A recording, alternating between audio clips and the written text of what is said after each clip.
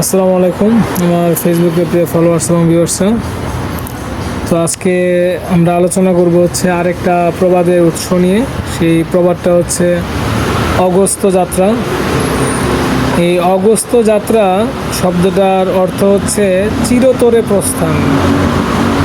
চিরতরে প্রস্থান মানে যে কেউ কোথাও গেল, যে গেল তো গেল, এমনভাবে গেল নেভার কামিং ব্যাক, মানে এমনভাবে গেল যে সে আর কখনো ফিরে আসলো না। এই যে চিরতরে চলে যাওয়া প্রস্থান, এটাকে বলা হচ্ছে অগস্ত্য যাত্রা। তো এটার আসলে উৎসটা কিভাবে হইলো, এটা কিভাবে আসলো আমাদের হচ্ছে এই প্রবাদ প্রবচনের মধ্যে, সেটা নিয়ে একটু কথা বলি। তারপরে তো আমাদের বাংলা ভাষার বেশিরভাগ প্রবাদ প্রবচনই আসলে হিন্দু পৌরাণিক কাহিনী থেকে আসছে, এখানেও তার ব্যতিক্রম না। তো একজন ঋষি বা মুনি, তার নাম হচ্ছে অগস্ত্য। এই অগস্ত্য মুনি ঋষির অনেক শিষ্য ছিল। তো এদের মধ্যে দুইটা পর্বত, একটা হচ্ছে সুমেরু আর একটা হচ্ছে বিন্ধ্য পর্বত। এই দুইটা পর্বত, বিন্ধ্য পর্বত হচ্ছে মহাভারতের প্রায় পশ্চিম দিকের অবস্থিত এটা মূলত। তো একবার করলো কি, নারদ হচ্ছে আমাদের ইসলাম ধর্মে যেমন ফেরেশতা বলি বা বার্তাবাহক, এরকম নারদ হচ্ছে একজন বার্তাবাহক। এ আবার হচ্ছে মানে দ্বন্দ্ব লাগানোর জন্য এ হচ্ছে সবচেয়ে পটু।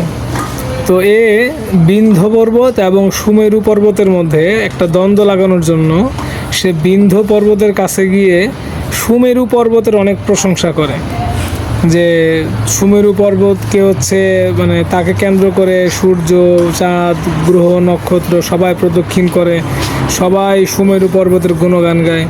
তো এটা শোনার পরে বিন্ধ্য পর্বতের একটু হিংসা হয়, এবং এই হিংসার কারণে এই বিন্ধ্য পর্বত হচ্ছে তার চূড়া উঁচু করা শুরু করে, এবং তার এই চূড়া উঁচু করতে করতে এমন অবস্থা চলে যায় যে সেখানে হচ্ছে সূর্যের গতিরোধ হয়ে যায়। সূর্য যেন হচ্ছে আর ঠিকমতো চলাচল করতে পারতেছে না। এই কারণে এই বিন্ধ্য পর্বতের পশ্চিম দিকে এবং দক্ষিণ দিকে হচ্ছে ছায়া পড়ে, এবং পূর্ব দিক উত্তর দিকে হচ্ছে প্রচণ্ড তাপ।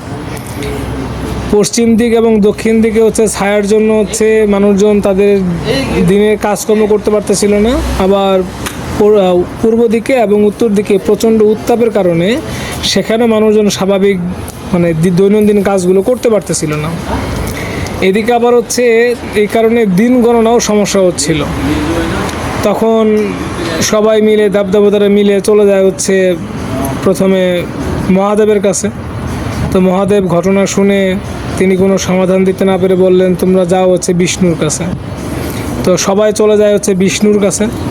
আবার বিষ্ণুদেব সবাইকে বলে দেন, তোমরা অগস্ত্য মুনির কাছে যাও, তিনি এর সমাধান দেবেন।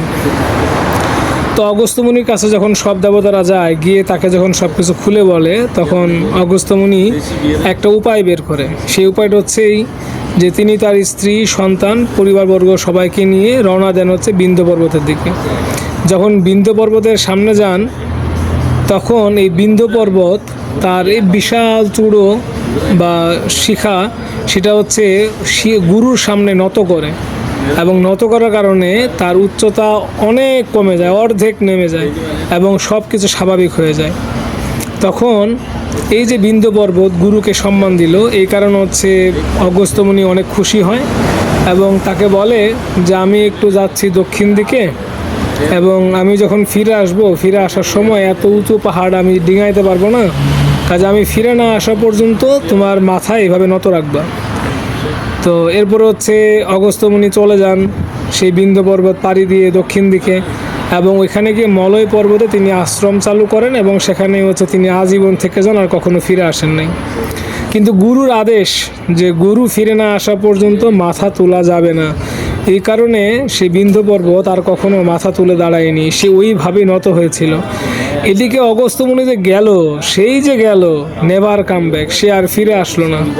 তো এই যে বিন্ধ্য পর্বতকে বলে দিল যে সে হচ্ছে গিয়ে আবার ফিরে আসবে, কিন্তু তিনি যে যাত্রা করলেন, অগস্ত্য যে যাত্রা করলেন, সেই যাত্রা আর শেষ হলো না, তিনি আর ফিরে আসলেন না, বিন্ধ্য পর্বতের মাথাও আর তোলা হলো না। এই জায়গা থেকে হচ্ছে আমাদের বাংলা ভাষায় এই প্রবাদের জন্ম হয়েছে অগস্ত্য যাত্রা, যার অর্থ হচ্ছে চিরতরে প্রস্থান বা চিরতরে যাত্রা। তো যারা জানতেন এরা হচ্ছে একটু কমেন্টে জানান যে আপনারা এটা আগেই জানতেন, আর যারা জানেন না তারাও জানাতে পারেন কমেন্টে যে আপনারা প্রথম জানলেন। আর আপনারা সবাই আশা করি এটা যদি চান শেয়ার করতে পারেন, যাতে যারা জানে না এরা যেন হচ্ছে এটার অর্থ এবং উৎস অনুসন্ধান জানতে পারে। তো সবাই ভালো থাকবেন, সুস্থ থাকবেন, আল্লাহ হাফেজ।